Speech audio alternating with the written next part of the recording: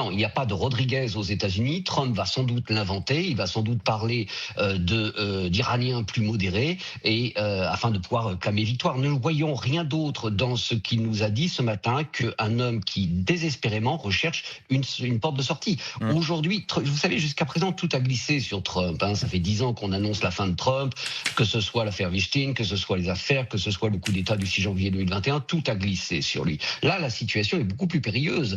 3 scénarios, soit la guerre se poursuit avec des bombardements qui vont coûter de plus en plus cher, 200 milliards de dollars qui ont été demandés, qui sont demandés au Congrès. C'est quand même énorme dans un pays où le prix de la vie est exorbitant pour les citoyens.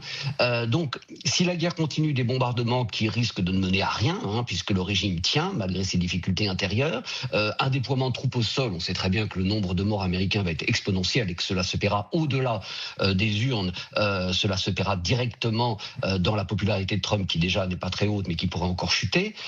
Bref, donc il reste la négociation et comme le régime des Mollahs tient bon quand même face aux États-Unis, il faut malheureusement un petit peu plier et donc préparer l'opinion à un recul en prétendant que nous avons, nous Américains, obtenu ce que nous voulons.